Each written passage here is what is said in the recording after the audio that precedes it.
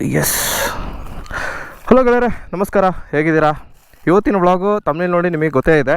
ಇವತ್ತೇನು ಅಂತಂದರೆ ನಾವು ಈ ಹೊಸದಾದ ಒಂದು ಸ್ಪ್ಲೆಂಡರ್ ಪ್ಲೇಸ್ ಏನಿದೆ, ಎಲ್ಲರ ಮನೆಯ ಮಾತಾಗಿರೋ ಒಂದು ಸ್ಪ್ಲೆಂಡರ್ ಪ್ಲೇಸ್ ಏನಿದೆ, ಈ ಒಂದು ಗಾಡಿಯ ಒಂದು ರಿವ್ಯೂ ಮಾಡ್ತೀವಿ. ಇದೇನು ಅಂತಂದರೆ ಟೆಕ್ನಿಕಲ್ ವೈಸ್ ಆಗಲಿ, ಆಮೇಲೆ ಡೈಮೆನ್ಷನ್ಸ್ ಬಗ್ಗೆ ಆಗಲಿ ಇರೋದಿಲ್ಲ. ಇದೇನು ಅಂತಂದರೆ ನನ್ನ ಒಂದು ಪರ್ಸ್ನಲ್ ಒಪಿನಿಯನ್ ಆಗಿರೋ ಒಂದು ವಿಡಿಯೋ ಆಗಿರುತ್ತೆ. ಸೊ ಗೆಳೆಯರೆ, ನೀವಿಲ್ಲಿ ಮುಂದೆ ನೋಡ್ತಿರೋದೇನು ಅಂತಂದರೆ ಹೊಸದಾಗಿ ಬಂದಿರೋ ಸ್ಪ್ಲೆಂಡರ್ ಪ್ಲೇಸು.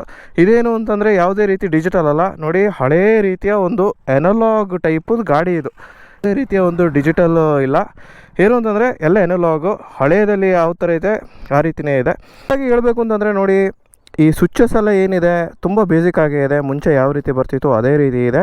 ಹಾಗೆ ನಿಮಗೆ 2 ಮಿರರ್ ಸಿಗುತ್ತೆ. ಇಲ್ಲಿ ಏನು ಅಂತಂದರೆ i3s ಅಂತ ಏನೋ ಒಂದು ಬಟನ್ ಇದೆ. ಇದು ಇಂಜಿನ್ ಕಿಲ್ ಸ್ವಿಚ್ ಅಲ್ಲ.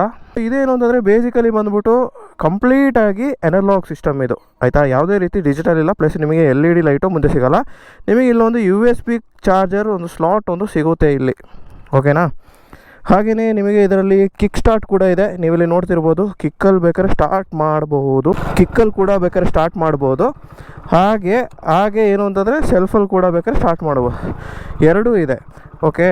ಹಾಗೆ ಇದರಲ್ಲಿ ಏನು ಅಂತಂದರೆ ಇನ್ನೊಂದು ಖುಷಿಯ ವಿಚಾರ ಏನು ಅಂತಂದರೆ, ಹಳೇದ್ರಲ್ಲೂ ಬರ್ತಾಯಿತ್ತು ನೋಡಿ, ಸ್ಟ್ಯಾಂಡ್ ಲೈಟ್ ನಿಮಗೆ ಕಾಣ್ತಾ ಇದೆ, ಓಕೆನಾ. ಸ್ಟ್ಯಾಂಡ್ ಲೈಟ್ ಕಾಣ್ತಾ ಇದೆ. ಪ್ಲಸ್ ಇಲ್ಲಿ i3ದು ಒಂದು ಬ್ಲಿಂಕ್ ಲೈಟ್ ಸಮೇತ ಇಲ್ಲಿ ಕಾಣ್ತಿದೆ. ಹಾಗೆ ಇಲ್ಲಿ ನ್ಯೂಟ್ರಲ್ದು ಲೈಟ್ ಕಾಣ್ತಾ ಇದೆ. ಮತ್ತು ಇಂಜಿನ್ ಏನಾದ್ರು ಪ್ರಾಬ್ಲಮ್ ಆದರೆ ಇಂಜಿನ್ ಚೆಕ್ ಲೈಟು ಸಮೇತ ಇದೆ, ಓಕೆನಾ. ಆಮೇಲೆ ಮೀಟ್ರಲ್ಲಿ ನೀವು ನೋಡ್ತಿರ್ಬೋದು 140 ಗಂಟೆ ಇದೆ. ದೇವರಾಣೆ 140 ಹೋಗಲ್ಲ. ಏನು ಅಂತಂದರೆ 100 ಗಂಟೆ ಆರಾಮಾಗಿ ಹೋಗ್ಬೋದು ನೋಡಿ. 30ಇಂದ 50 ಬಂದು ಎಕಾನಮಿ ಸ್ಪೀಡ್ ಅಂತ ಇದೆ. ಸೊ ಒಂದು ರೌಂಡ್ ಓಡಿಸ್ಬಿಟ್ಟು ನಿಮಗೆ ನೋಡಿ, ಇದರದ್ದು ಒಂದು ಗೇರ್ ಪ್ಯಾಟ್ರನ್ ಉಲ್ಟಾ ಆಗಿಬಿಟ್ಟು ನನಗೆ ಭಾರಿ ಕಷ್ಟ ಆಗಿದೆ. ಯಾಕೆ ಅಂತಂದರೆ ನಾನು ಓಡಿಸೋದು ಬಂದುಬಿಟ್ಟು ಡಾಮಿನರ್ 400. ಅದರಲ್ಲಿ ಏನು ಅಂತಂದರೆ 1 ಡೌನ್ 5 ಅಪ್ ಅದರಲ್ಲಿ ಗೇರ್ ಸಿಸ್ಟಮ್. ಆದರೆ ಇದರಲ್ಲಿ ಏನಾಗಿದೆ ಅಂದರೆ ಉಲ್ಟಾ, ಹಿಂದಕ್ಕೆ ಅಪ್ಪು, ಮುಂದಕ್ಕೆ ಹೊಡೆದ್ರೆ ಡೌನು, ಓಕೆನಾ. ಸೊ ನೋಡಿ, ರೈಡಿಂಗ್ ಕಂಫರ್ಟೇಬಲ್ ಹೆಂಗಿದೆ ಅಂದರೆ ನೋಡಿ ಗೆಳೆಯರೆ, 98ನೇ ಇಸ್ವಿದು ಗಾಡಿ, ಹಳೆಯ ಗಾಡಿ ನಾನು ಓಡಿಸಿದ್ದೀನಿ. ಸ್ಪ್ಲೆಂಡರು 1998 ಮಾಡಲು ಸ್ಪ್ಲೆಂಡರ್ ಓಡಿಸಿದ್ದೀನಿ. ಅದೇನಿತ್ತು ಅಂತಂದರೆ ಜಪಾನ್ ಇಂಜಿನ್ ಪ್ಲಸ್ ಬಂದು ಸ್ಪೋಕ್ಸ್ ವೀಲ್ ಇತ್ತು. ಆದರೆ ಈ ಒಂದು ಗಾಡೀಲಿ ಸಮೇತ ಸೇಮ್ ಫೀಲಿಂಗ್ ಇದೆ. ಆದರೆ ಏನು ಡಿಫ್ರೆನ್ಸ್ ಏನಿದೆ ಅಂದರೆ, ಒಂದು ಇದರಲ್ಲಿ ಇಂಜಿನ್ ಬಂದ್ಬಿಟ್ಟು ಸ್ಮೂತ್ ಇದೆ, ಪ್ಲಸ್ ಸೌಂಡ್ ಇನ್ನೂ ಕಡಿಮೆ ಇದೆ. ಆದರೆ ಆ ಜಪಾನ್ ಇಂಜಿನಲ್ಲಿ ಯಾವ ರೀತಿ ಇತ್ತು ಅಂದರೆ, ಸೌಂಡ್ ಬಂದು ತುಂಬ ಲೌಡಾಗಿತ್ತು. ಓಡ್ಸೋಕ್ಕೆ ಈ ಹಳೆಯ ಬುಲೆಟ್ ಇದೆ ಅಲ್ವಾ, ಸೇಮ್ ಅದೇ ರೀತಿ ಇರ್ತಿತ್ತು ಅದರ ಸೌಂಡ್. ಆದರೆ ಇದರಲ್ಲಿ ಅದಿಲ್ಲ. ಯಾಕೆಂತಂದರೆ ಇದು BS6 ಆಗಿರೋ ಕಾರಣ ಆ ಥರ ಬರೋಕ್ಕೂ ಚಾನ್ಸಸ್ ಇಲ್ಲ. ನೋಡಿ, ಆಫ್ ರೋಡ್ ಹೋಗ್ತಾ ಇದ್ದೀನಿ, ಎಂಥ ಕಂಫರ್ಟೇಬಲ್ ಆಗಿದೆ ಅಂದರೆ ಏನೋ ತಲೆ ಕೆಡಿಸ್ಕೊಳ್ಳೋವಂಥದ್ದು ಏನಿಲ್ಲ. ಏನು ಅಂತಂದರೆ ಸ್ಮೂತ್ ಆ್ಯಂಡ್ ಹೆಸಲ್ ಫ್ರೀ ಆಗಿ ಗಾಡಿ ಬರುತ್ತೆ. ಸೊ ಇದರಲ್ಲಿ ಆಲ್ಮೋಸ್ಟ್ ಆಗಿ ಏನು ಅಂತಂದರೆ ನಮ್ಮ ದೇಶದಲ್ಲಿ ಬಂದುಬಿಟ್ಟು 90% ಈ ವೆಹಿಕಲ್ ರೂರಲ್ ಏರಿಯಾದಲ್ಲೇ ಓಡಿಸ್ತಾ ಇರೋದು. ಸೊ ಹಾಗಾಗಿ ಇದು ಬಂದುಬಿಟ್ಟು ಕರೆಕ್ಟಾಗಿ ರೈತರ ಬೈಕು ಅಂತಲೇ ಹೇಳ್ಬೋದು. ಸೊ ನನಗೆ ಹೇಳಿದ ಪ್ರಕಾರ ಈ ಶೋರೂಮ್ ಅವ್ರು ಏನು ಹೇಳಿದ್ರು ಅಂದರೆ 60 to 70 ಮೈಲೇಜು ಹೊಸ ಗಾಡಿ ಸಿಗುತ್ತೆ ಅಂತ ಹೇಳಿದ್ರು. ಸೊ ನನ್ನ ಪ್ರಕಾರ ಏನು ಅಂತಂದರೆ, ನೀವು ಹೆಂಗಾದರೂ ಓಡಿಸಿ 55 ಅಂತೂ ಸಿಕ್ಕೇ ಸಿಗುತ್ತೆ. 60-70 ಸಿಕ್ಕಿದ್ರೆ ಅದು ನಿಮಗೆ ಬೋನಸ್ಸು. ನೋಡ್ತಾ ಇರ್ಬೋದು, ನಾನು ಏನು ಅಂತಂದರೆ ಈ ನೆಲಮಂಗಲದಲ್ಲಿರೋ ಒಂದು ಗಲ್ಲಿ ಒಳಗೆ ನಾನು ಓಡಾಡ್ತಾ ಇದ್ದೀನಿ. ಇದು ನೆಲಮಂಗಲದು ಸ್ವಲ್ಪ ಔಟ್ಸ್ಕ್ರಿಟ್ಟು, ಅಂದರೆ ಸಿಟಿನೇ ಸ್ವಲ್ಪ ಹೊರಗಡೆ. ಸೊ ಇದರಲ್ಲಿ ಏನು ಅಂತಂದರೆ ನನಗೆ ಓಡ್ಸೋಕ್ಕೆ ಯಾವುದೇ ರೀತಿ ತೊಂದರೆ ಆಗ್ತಾಯಿಲ್ಲ, ಆರಾಮಾಗಿ ಓಡಿಸ್ತೀನಿ ನೋಡಿ. ಅದರ ಗೇರ್ ಮಾತ್ರ ಸ್ವಲ್ಪ ಕನ್ಫ್ಯೂಷನ್ ಅಷ್ಟೇ. ಹಾಗೆಯೇ ಏನು ಅಂತಂದರೆ ಇದ್ರದ್ದೊಂದು LED ಬಂದುಬಿಟ್ಟು ನಿಮಗೆ ಹ್ಯಾಲೋಜನ್ ಸಿಗುತ್ತೆ. ನೀವು ಬೇಕಾದರೆ ನೀವು LED ಹಾಕ್ಸ್ಕೋಬೋದು. ಇದರ ಹೆಡ್ಲೈಟ್ ಬಂದುಬಿಟ್ಟು ನಿಮಗೆ ಹ್ಯಾಲೋಜನ್ ಸಿಗುತ್ತೆ. ನಿಮಗೆ ಬೇಕಾದರೆ ನೀವು LED ಹಾಕ್ಸ್ಕೋಬೋದು. ನೋಡಿ, ಏನು ಅಂತಂದರೆ ತುಂಬಾ ಆಫ್ ರೋಡ್ ಇದೆ, ರಸ್ತೆ ಬಂದುಬಿಟ್ಟು ಕಂಡೀಷನ್ನೇ ಸರಿ ಇಲ್ಲ. ಆದರೂ ನೋಡಿ, ಟಾಪ್ ಗೇರಲ್ಲಿ ಇದ್ದೀನಿ, ಎಕ್ಸಲೇಟರ್ ಕೊಡ್ತಾ ಇಲ್ಲ. ಅದರ ಇಷ್ಟಕ್ಕೆ ಅದು ಹತ್ಕೊಂಡು ಬಂದು ನೋಡಿ, ಇದಕ್ಕೆ ಈ ಗಾಡಿ ಕ್ಲಿಕ್ ಆಗಿರೋದು ಇಂಡಿಯಾದಲ್ಲಿ. ನೋಡಿ, ಅಷ್ಟು ಅಪ್ಪಿತ್ತು, ಗುಂಡಿಗಳಿತ್ತು, ರಸ್ತೆ ಒಂಚೂರು ಸರಿ ಇರಲಿಲ್ಲ. ಆದರೂ ಸಹ ಯಾವುದೇ ರೀತಿಯ ಒಂದು ವೈಬ್ರೇಷನ್ ಇಲ್ಲದೆ, ಸೌಂಡ್ ಇಲ್ಲದೆ. ಸೊ ಇಂಜಿನ್ ಬಂದ್ಬಿಟ್ಟು ತುಂಬಾ ರಿಫೈನ್ಡ್ ಆಗಿದೆ, ತುಂಬಾ ಸ್ಮೂತ್ ಇದೆ. ಅಂತೂ ಏನು ಅಂತಂದರೆ ಇದಕ್ಕೆ ಬಂದುಬಿಟ್ಟು ಆನ್ ರೋಡ್ ಪ್ರೈಸ್ ಬಂದುಬಿಟ್ಟು 1,02,000 ರೂಪಾಯಿ ಅಂತೆ ಇವಾಗ ನೆಲಮಂಗಲದಲ್ಲಿ, ಬೆಂಗಳೂರಲ್ಲಿ. ಸೊ 1,02,000 ರೂಪಾಯಿಗೆ ಇದು ವರ್ತಿ ಅಂತಲೇ ಹೇಳ್ಬೋದು. ಏನು ಅಂತಂದರೆ 100% ಪೈಸಾ ವಸೂಲು. ಸೌಂಡ್ ಇಲ್ಲ. ಏನು ಅಂತಂದರೆ ಸಸ್ಪೆನ್ಷನ್ನು ತುಂಬ ಸಸ್ಪೆನ್ಷನ್ ಮೇಲೆ ತುಂಬ ಕೆಲಸ ಮಾಡಿದ್ದಾರೆ. ನಮಗೆ ಗುದ್ದುತ್ತಾ ಇಲ್ಲ. ಮುಂಚೆ ಹಳೆ ಗಾಡಿ ಆದರೆ ಸ್ವಲ್ಪ ಗುದ್ದುತ್ತಾ ಇತ್ತು, ಹಾರ್ಡ್ ಇತ್ತು ಸಸ್ಪೆನ್ಷನ್. ಆದರೆ ಇವಾಗ ಬಂದುಬಿಟ್ಟು ತುಂಬ ಸ್ಮೂತ್ ಮಾಡಿದ್ದಾರೆ. ನೋಡಿ ಇಲ್ಲಿ ಕಲ್ಲಲ್ ಮೇಲೆಲ್ಲ ಓಡಿಸ್ತಾ ಇದ್ದೀನಿ. ರೋಡ್ ಕಂಡೀಷನ್ ಈ ಥರ ಇದೆ, ಆದರೂ ಗಾಡಿ ಥರ ಚೆನ್ನಾಗಿ ಪರ್ಫಾರ್ಮ್ ಮಾಡ್ತಾ ಇದೆ. ಸೊ ಇದು ಬಂದುಬಿಟ್ಟು ಈ ಒಂದು ವೆಹಿಕಲ್ ಬಂದುಬಿಟ್ಟು ಯಾವುದೇ ಕಾರಣಕ್ಕೂ ನಿಮಗೆ ಪರ್ಫಾರ್ಮೆನ್ಸ್ ವೈಸ್ ಅಲ್ಲ. ಇದೇನು ಅಂತಂದರೆ ನಮ್ಮ ಒಂದು ಡೇ ಟು ಡೇ ರೂಟೀನಲ್ಲಿ ಒಂದು ಭಾಗಿಯಾಗುವಂಥ ಬೈಕು, ಡೈಲಿ ಕಮ್ಯೂಟಿಂಗಿಗೆ ಹೆಲ್ಪ್ ಆಗುವಂಥ ಬೈಕ್ ಇದು. ಸೊ ಇದರಲ್ಲಿ ಏನು ಅಂತಂದರೆ ನೀವು ಪರ್ಫಾರ್ಮೆನ್ಸ್ ಎಲ್ಲ ನೀವು ಎಕ್ಸ್ಪೆಕ್ಟ್ ಮಾಡೋಕ್ಕಾಗಲ್ಲ. ನೋಡಿ ಗೆಳೆಯರೆ, ಏನು ಅಂತಂದರೆ 1 ಲೀಟ್ರಿಗೆ 50-60 ಕಿಲೋಮೀಟ್ರ್ ಆರಾಮ್ಸೆ ಓಡಾಡಿಕೊಂಡು ನಿಮ್ಮ ಒಂದು ದಿನಚರಿಯನ್ನು ಕಳೀರಿ ಅಂತ ಹೇಳೋದೆ ಈ ಒಂದು ಬೈಕ್ನ ಕಾನ್ಸೆಪ್ಟು.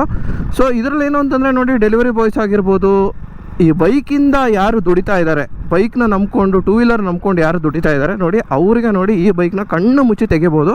ಯಾಕೆ ಅಂತಂದರೆ ನಿಮಗೆ ಸರ್ವೀಸು ಅಷ್ಟು ಬರೋಲ್ಲ. ಮ್ಯಾಕ್ಸ್ ಟು ಮ್ಯಾಕ್ಸ್ ಅಂದರೆ ನಿಮಗೊಂದು 2,000 ರೂಪಾಯಿ ಬರ್ಬೋದು, 2,000-2,500 ರೂಪಾಯಿ. ಅದಕ್ಕಿಂತ ದೊಡ್ಡ ಒಂದು ಸರ್ವಿಸ್ ಬಿಲ್ಲು ನಿಮಗೆ ಯಾವುದೇ ಕಾರಣಕ್ಕೂ ಬರೋದಿಲ್ಲ. ಓಕೆ, ಅದು ಒಂದು ಈ ಒಂದು ಬೈಕಿನ ಅಡ್ವಾಂಟೇಜು. ಆಮೇಲೆ ಇದು ಬಂದುಬಿಟ್ಟು ನಂಬರ್ 1 ಬೈಕು ಏನು ಅಂತಂದರೆ ಸೆಲ್ ಆಗಿರೋದು ಇಡೀ ಎಂಟೈರ್ ವರ್ಲ್ಡಲ್ಲಿ.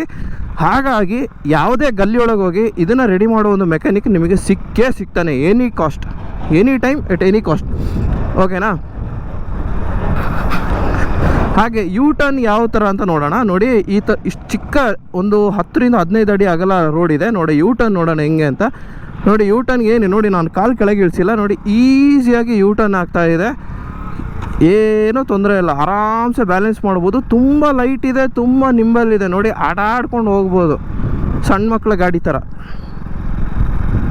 ಹಾಗೆಯೇ ಗೆಳೆಯರೆ, ಈ ಒಂದು ವರ್ಷನ್ ಏನು ಅಂತಂದರೆ ನೋಡಿ, ನಿಮಗೆ ಡಿಜಿಟಲು ಬರುತ್ತೆ, ಅನಲಾಗು ಬರುತ್ತೆ. ಇದು ಬಂದುಬಿಟ್ಟು ಕಡಿಮೆ ವೆಚ್ಚದ ಬೈಕ್, ಇದು ಕಡಿಮೆ ಬೆಲೆಯ ಬೈಕ್. ಅರ್ಥ ಆಯ್ತಾ? ಇದರಲ್ಲಿ ಏನು ಅಂತಂದರೆ ಮುಂದೆ ನಿಮಗೆ ಡಿಸ್ಕ್ ಸಿಗೋಲ್ಲ, ಹಿಂದೆನೂ ನಿಮಗೆ ಡಿಸ್ಕ್ ಸಿಗೋಲ್ಲ. ಇದು ಏನು ಅಂತಂದರೆ ಕಂಪ್ಲೀಟ್ಲಿ ಬಂದುಬಿಟ್ಟು ಲೈನರ್ ಬ್ರೇಕ್ಸ್ ಎರಡೂ ಇರೋದು. ಸೊ ಅದರಿಂದ ಏನು ಅಂತಂದರೆ ನಿಮಗೆ ಮೇಂಟೆನೆನ್ಸು ತುಂಬ ಲೈಫ್ ಬರುತ್ತೆ, ಮೇಂಟೆನೆನ್ಸ್ ವೈಸು ನಿಮಗೆ ಹೆಲ್ಪ್ ಆಗುತ್ತೆ. ಆದರೆ ಬ್ರೇಕಿಂಗ್ ಸ್ವಲ್ಪ ಕಡಿಮೆ ಇರುತ್ತೆ ನೋಡಿ. ನಿಧಾನಕ್ಕೆ ಓಡಾಡಿ, ನಿಮಗೆ ನಿಮ್ಮ ಒಂದು ಪರ್ಪಸ್ ಎಲ್ಲ ಸ್ಮೂತಾಗಿ ಮುಗಿಯುತ್ತೆ. ನೋಡಿ ಕಲ್ ರೋಡ್ ಇದೆ ನೋಡಿ, ನನಗಾದರೆ ಏನು ಅನಿಸ್ತಾನೇ ಇಲ್ಲ, ಸ್ಮೂತಾಗಿ ಗಾಡಿ ಹೋಗ್ತಾಯಿದೆ ನೋಡಿ. ಸೀಟಿಂಗ್ ಪೋಸ್ಚರ್ ನೋಡೋದಾದರೆ ಈ ಸ್ಪ್ಲೆಂಡರ್ ಬೈಕಲ್ಲಿ ಯಾರು ಕೂತಿಲ್ಲ ಹೇಳಿ. ಸೀಟಿಂಗ್ ಪೋಸ್ಚರ್ ಹೇಗಿದೆ ಅಂದರೆ ತುಂಬಾ ಕಂಫರ್ಟೇಬಲ್ ಆಗಿದೆ ನೋಡಿ. 3 ಜನ ಬೇಕಾದ್ರೂ 3 ಜನ ಹೋಗೋದು ನೋಡಿದ್ದೀನಿ, 4 ಜನ ಹೋಗಿದ್ದೀನಿ, 5 ಜನ ಹೋಗೋದು ನೋಡಿದ್ದೀನಿ ಈ ಒಂದು ಬೈಕಲ್ಲಿ ಹತ್ಕೊಂಡು. ಸೊ ಸೀಟಿಂಗ್ ಪೋಸ್ಚರ್ ಏನು ಚೇಂಜ್ ಆಗಿಲ್ಲ. ಆದರೆ ಬೈಕು ಸ್ವಲ್ಪ ಲೆಂತ್ ಜಾಸ್ತಿ ಮಾಡಿದ್ದಾರೆ, ಸ್ವಲ್ಪ ಹೈಟ್ ಜಾಸ್ತಿ ಮಾಡಿದ್ದಾರೆ. ಜಾಸ್ತಿ ಏನಲ್ಲ, 1-2 ಇಂಚು ಜಾಸ್ತಿ ಮಾಡಿದ್ದಾರೆ ಅಷ್ಟೇ. ಸೊ ಅದರಿಂದ ಏನು ಅಂತಂದರೆ ನಿಮಗೆ ಗ್ರೌಂಡ್ ಕ್ಲಿಯರೆನ್ಸು ಸ್ವಲ್ಪ ಚೆನ್ನಾಗೇ ಜಾಸ್ತಿ ಆಗಿದೆ ಅಂತಲೇ ಹೇಳ್ಬೋದು. ಈ ಒಂದು ಬೈಕ್ದು ಸ್ಟೋರಿ ಹೇಳ್ತೀನಿ. ಈ ಒಂದು ಬೈಕ್ ಯಾರ್ದು ಅಂದರೆ ನನ್ನ ಒಂದು ಸ್ನೇಹಿತರದ್ದು ಬೈಕ್ ಇದು. ಅವರೇನು ಅಂತಂದರೆ ಸೆಕೆಂಡ್ ಹ್ಯಾಂಡ್ ಬೈಕ್ ತೆಗಿಬೇಕು ಅಂತೇಳಿ ಹುಡುಕ್ತಾ ಇದ್ರು. ಎಲ್ಲಿ ನೋಡಿದ್ರು ಸ್ಪ್ಲೆಂಡರ್ದು ಮಾತ್ರ ರೇಟ್ ಮಾತ್ರ ಕಡಿಮೆ ಇಲ್ಲ. ಹಳೆ ಬೈಕಿಗೆ 40,000-50,000 ಹೇಳ್ತಿದ್ರು, 10 ವರ್ಷ ಹಳೆ ಬೈಕಿಗೆ. ಸೊ ಆ ಒಂದು ಕಾರಣಕ್ಕೆ ನಾನು ಸುಮ್ಮನೆ ಬಾಯಿ ಮಾತಿಗೆ ಹೇಳಿದೆ, ಏನು ಥರ ಹೊಸದೇ ತೊಗೊಳ್ಳಿ, ಅದರಲ್ಲಿ ರೀಸೇಲ್ ವ್ಯಾಲ್ಯೂ ಇದೆಯಲ್ಲ ಅಂತ. ಸೊ ಆ ಒಂದು ಕಾರಣಕ್ಕೆ ಆ ಪಾರ್ಟಿ ಹೋಗಿ ಡೈರೆಕ್ಟಾಗಿ ಹೋಗ್ಬಿಟ್ಟು ಶೋರೂಮಿಂದ ಒಂದೇ ದಿನದಲ್ಲಿ ತೊಗೊಬಂದಿದ್ದಾರೆ. ಸೊ ಅವರು ಹೇಳ್ತಾಯಿದ್ರು ಏನು ಅಂತಂದರೆ 40,000 ಡೌನ್ ಪೇಮೆಂಟಿಗೆ ಬಂದು 2,800 ರೂಪೀಸ್ EMI ಬಂತಂತೆ. 2 ಇಯರ್ಸ್ಗೋ 3 ಇಯರ್ಸ್ಗೋ ನನಗೆ ಗೊತ್ತಿಲ್ಲ, 2 ಇಯರ್ಸ್ಗೋ ಆಗಿರಬೇಕು ಅಷ್ಟೇ EMI ಬರೋದು ಹೀಗೆ. ಅದಾದಮೇಲೆ ಇನ್ನೊಂದೇನು ಅಂತಂದರೆ ನಿಮಗೆ ಪೆಟ್ರೋಲ್ ಎಕ್ಸ್ಪೆನ್ಸ್ ತುಂಬಾ ಕಡಿಮೆ ಆಗುತ್ತೆ ಈ ಒಂದು ಬೈಕ್ ಯೂಸ್ ಮಾಡೋದ್ರಿಂದ. ನೋಡಿ ಗುದ್ದುತ್ತಾ ಇಲ್ಲ, ಆರಾಮಾಗಿ ಇಳ್ಕೊಂಡು ಹೋಗ್ಬೋದು, ಸೌಂಡ್ ಇಲ್ಲ ಏನಿಲ್ಲ, ಹೊಸ ಗಾಡಿ ಅಲ್ವಾ. ಯಾಕೆ ನಾನು ಹೈವೇಗೆ ಹೋಗ್ತಾ ಇಲ್ಲ, ಈ ಒಳಗೆ ಗಲ್ಲಿ ಒಳಗೆ ನಾನು ಓಡಿಸ್ತಾ ಇದ್ದೀನಿ ಅನ್ನೋದು ನಿಮ್ಮದೊಂದು ಕ್ವಶನ್ ಇರ್ಬೋದು. ಸೊ ಗೆಳೆಯರೆ, ಏನು ಅಂತಂದರೆ ಈ ಒಂದು ಬೈಕ್ದು ಮೇಯ್ನ್ ಪರ್ಪಸ್ ಏನು ಅಂದರೆ ಲೋಕಲಲ್ಲಿ ಓಡಾಡೋದು. ಇದನ್ನು ತಗೊಂಡು ಲಾಂಗ್ ಹೋಗೋದು ತುಂಬ ರೇರು. ಹೋಗಲ್ಲ ಅಂತ ಏನಿಲ್ಲ, 100% ಹೋಗಿದ್ದಾರೆ ಕೂಡ. ಆದರೆ 99% ಈ ಒಂದು ವೆಹಿಕಲ್ ಬಂದ್ಬಿಟ್ಟು ಇದೇ ಥರ ಗಲ್ಲಿ ರೋಡಲ್ಲಿ ಮಾತ್ರ ಇದು ಯೂಸ್ ಆಗೋದು. ಸೊ ಆ ಒಂದು ಕಾರಣಕ್ಕೆ ಏನು ಅಂತಂದರೆ ನಾನು ಈ ಒಂದು ಬೈಕ್ದು ಒಂದು ಎಕ್ಸ್ಪೀರಿಯೆನ್ಸ್ ಏನಿದೆ ಅದನ್ನು ನಾನು ಈ ಥರ ಒಂದು ಗಲ್ಲಿ ರೋಡೊಳಗೆ ನಾನು ತಗೊಳ್ತಾ ಇದ್ದೀನಿ. ಎಕ್ಸಲರೇಟರ್ ನೋಡಿ ಚೆನ್ನಾಗೇ ಇದೆ ನೋಡಿ, ಯಾವ ವೈಬ್ರೇಷನ್ ಇಲ್ಲ ನೋಡಿ. ಇದೀಗ 40ಯಲ್ಲಿದೆ, 40 ಸ್ಪೀಡಲ್ಲಿದೆ ನೋಡಿ. ಬ್ರೇಕಿಂಗ್ ಡ್ರಮ್ ಬ್ರೇಕ್ ಆದರೂ ಚೆನ್ನಾಗೇ ನಿಲ್ತಾ ಇದೆ, ಕಂಟ್ರೋಲು ಚೆನ್ನಾಗೇ ಸಿಗ್ತಾ ಇದೆ. ಆಫ್ ರೋಡಲ್ಲಿ ನೋಡಿ ಎಷ್ಟು ಚೆನ್ನಾಗಿ ಬಂತು ಅಂತ. ಎಷ್ಟೋ ಜನರದ್ದು ಒಂದು ನಂಬಿಕೆ ಇದೆ ಏನು ಅಂತಂದರೆ ವೆಯ್ಟ್ ಇದ್ದರೆ ರೋಡ್ ಗ್ರಿಪ್ ಚೆನ್ನಾಗಿರುತ್ತೆ ಅಂತ. ಆ್ಯಕ್ಚುಲಿ ನನ್ನ ಒಂದು ರೈಡಿಂಗ್ ಎಕ್ಸ್ಪೀರಿಯೆನ್ಸ್ ಏನಿದೆ, ಒಂದು 18 ವರ್ಷದ ಎಕ್ಸ್ಪೀರಿಯೆನ್ಸ್ ನನಗಿದೆ. ಸೊ ನಾನು ಬೈಕನ್ನ ಸ್ವಂತ ಓನ್ ಮಾಡಿ ಒಂದು 15 ಇಯರ್ಸ್ ಆಗಿದೆ. ಸೊ ನನ್ನ ಒಂದು ಎಕ್ಸ್ಪೀರಿಯೆನ್ಸ್ ಪ್ರಕಾರ ಹೇಳೋದಾದರೆ ನೋಡಿ ಗೆಳೆಯರೆ, ಈ ರೋಡ್ ಗ್ರಿಪ್ಪು ಮತ್ತು ಏನು ಅಂತಂದರೆ ಪರ್ಫಾಮೆನ್ಸು ಇದೆಲ್ಲ ಏನು ಅಂತಂದರೆ ನಿಮ್ಮ ಒಂದು ಪರ್ಸನಾಲಿಟಿಗೆ ಡಿಪೆಂಡ್ ಆಗಿರೋದು.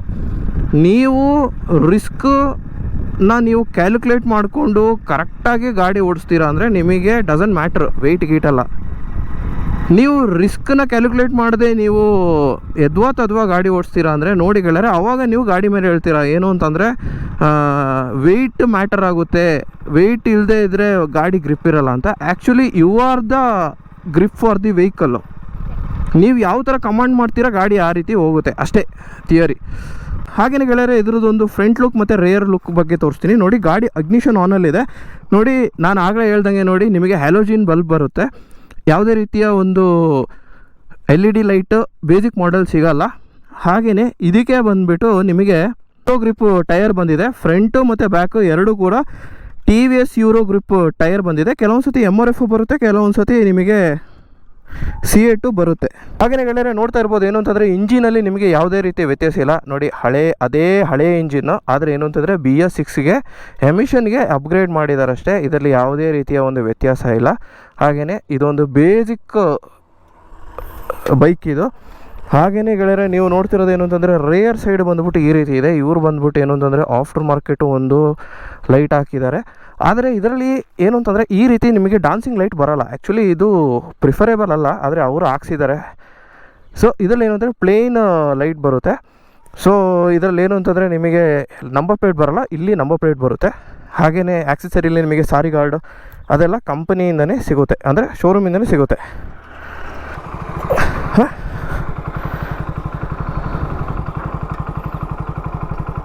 ಇದೇನಿದು ಸಡನ್ನಾಗಿ ಆನ್ ಆಯಿತು ಕ್ಲಚ್ ಹಿಡಿದ ತಕ್ಷಣ?